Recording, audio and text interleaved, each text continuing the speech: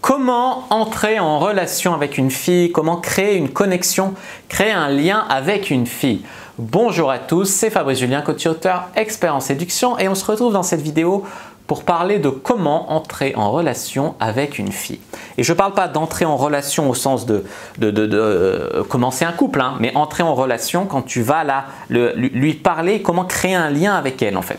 Ce que beaucoup de mecs pêchent en fait, c'est la phase de connexion. Donc, ce qu'il faut bien comprendre, c'est que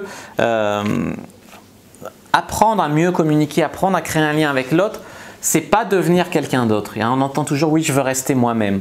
Non, c'est pas devenir quelqu'un d'autre. Parce que quand tu as un accent, par exemple, c'est pas toi, c'est simplement ton environnement qui fait qu'à force d'entendre, de répétition, tu as pris un accent. Quand tu parles anglais, tu t'exprimes dans une autre langue. C'est pas toi, c'est une autre langue. Pourtant, tu t'exprimes différemment. Ben là, c'est pareil. C'est s'exprimer dans le langage séduction, en fait. D'une manière, pour créer un lien, c'est pas devenir quelqu'un d'autre, c'est juste apprendre à mieux communiquer. Pour le dire, c'est une capacité. C'est de l'acquis et c'est pas de l'inné. On ne touche pas à ton identité profonde. Tu peux pas me dire « je communique mal ». Je me définis avec fierté comme quelqu'un qui communique mal. C'est pas possible. Voilà. Alors, le premier point dont je voudrais parler, c'est en fait écouter plus que parler. Donc ça, c'est apprendre à faire de l'écoute active. C'est-à-dire relancer sur les sujets qui t'intéressent, un peu ignorer sur les sujets qui servent à rien pour orienter la conversation vers ce que tu veux. Envoyer du feedback, notamment du feedback non verbal. Du « ah ouais, qu'elle se sente écoutée la personne. Et aussi, tu vois, comment dire, avoir en fait, même quand on écoute, les rênes de la conversation. C'est ce que je te disais, c'est l'orienter de manière comme ça, non verbale, relancer la conversation sur les points qui t'intéressent, lui demander d'approfondir, l'orienter vers là où tu veux. Et notamment là où tu veux, c'est la sexualisation. Parfois, ça prend un peu plus de temps que d'autres fois parce que la personne a besoin de plus de confort. 2, c'est trouver des points communs avec la fille et insister sur ces points communs. Pour cela, il faut, voilà, par exemple, elle va te dire « j'ai une migale chez moi, bon, tout ce que tu… Enfin, moi, j'aime pas ça. Je vais pas lui dire « ouais, c'est génial », tu vois, je vais pas me mentir. Je vais lui dire « ouais, alors soit je peux chercher, oui, c'est parce que tu es arachnophobe, tu veux te soigner, oh, c'est courageux de ta part, c'est très original, je sais pas, rebondir là-dessus ou ignorer totalement. Et par contre, elle va me dire « j'adore lire Picsou, oh, moi aussi, tu viendras voir ma collection, etc. » Et là, boum, je crée un lien tout de suite, tu vois. Et aussi voir le génie chez l'autre, c'est aussi que des fois, je suis désolé mais c'est la vérité, tu as des filles qui sont un peu inintéressantes mais que tu as envie de sauter quand même. Ça m'est déjà arrivé, juste c'est physique quoi. Et en fait, en me forçant à apprendre à voir le génie chez elle, je me rappelle une fille qui était vraiment d'extrême gauche, etc. qui était fou. Mais j'ai réussi à voir chez elle ce qui était cool parce que tu vois, même la politique, c'est très…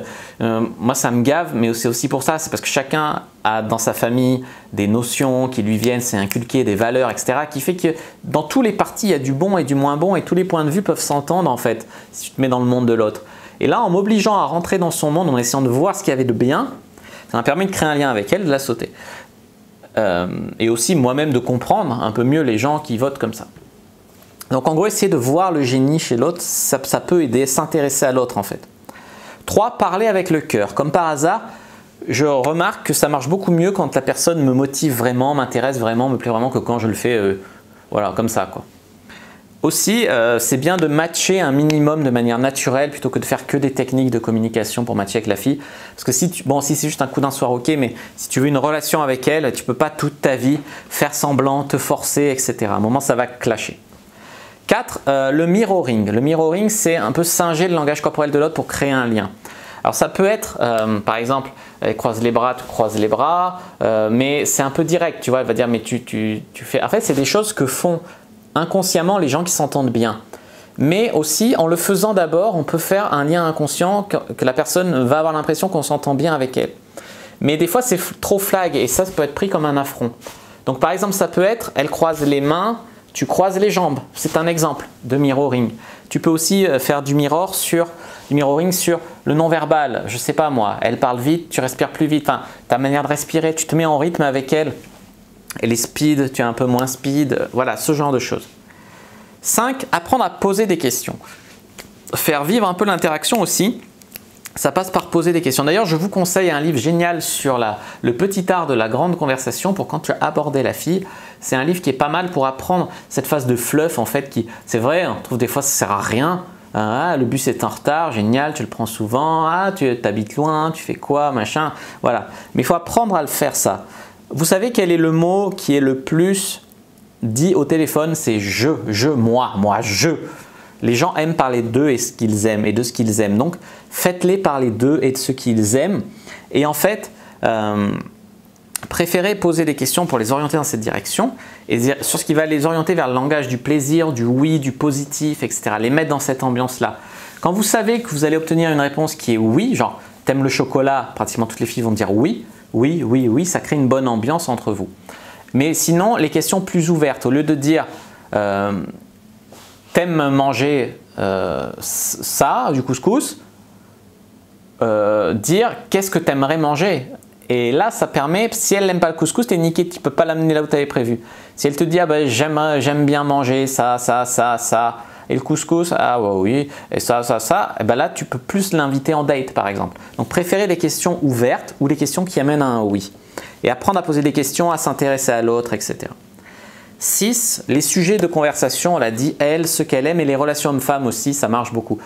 Comment tu trouves les hommes en France à une étrangère, tu te fais souvent draguer comme ça dans la rue, etc. Voilà, ce genre de trucs. Et ça donne quoi, Tinder pour toi, enfin voilà, ce genre de trucs. Les relations passées, tout ça. Ensuite, c'est 7, c'est complimenter sincèrement. Parce que voilà, la flatterie, ça a des limites, ça marche, mais les gens, à un moment, ils peuvent mettre des barrières parce qu'ils savent que tu les flattes, même si ça marche un peu au fond. Complimenter sincèrement et sur quelque chose qui est important pour la personne, pour pouvoir plus créer un lien. Si tu complimentes sur quelque chose dont elle s'en bat les couilles, ça va avoir beaucoup moins d'impact et ça peut même faire lèche-cul. Tu vois. Le pire, c'est de complimenter sur un truc quand elle sait que c'est faux. Et sur un truc où on la complimente, c'est original, on la complimente pas souvent, etc. Là, ça fait beaucoup plus d'effet. Ensuite, 8, entrer en relation, ça peut passer par le sourire, le toucher, le regard. J'en parle souvent de l'importance du toucher sociaux sur des zones sociales. De temps en temps, ça crée un lien. Regard, oser regarder dans les yeux de temps en temps, pas tout le temps comme un psychopathe, pas la fixer. Et le sourire, j'en parle moins, mais je vais en parler. Oser sourire, c'est cool, hein, mais il ne faut pas sourire tout le temps. Sourire à l'excès, en fait, c'est montrer qu'on n'a pas confiance en soi et vouloir montrer à outrance qu'on n'est pas une menace. Biologiquement, c'est ça. Mais en gros, trop sourire, trop à l'excès, c'est juste, en fait, communiquer d'un manque de confiance en soi. Sourire pas du tout, c'est justement être menaçant et forcément, ça aide pas, ou être très ridé, très stressé aussi. Donc, c'est à savoir sourire de temps en temps. Le rictus, c'est une arme de séduction. 9, parler les codes de l'autre.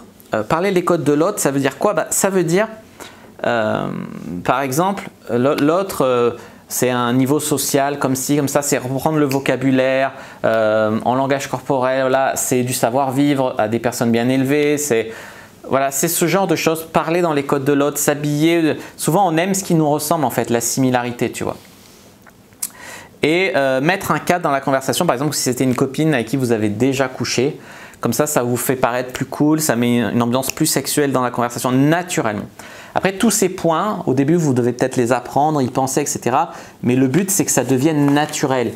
Moi, des fois, je fais du mirroring, des fois, je réfléchis, c'est vrai, mais souvent, c'est inconscient. Je le fais, je m'aperçois que je le fais, je mets un mot dessus et je trouve ça cool.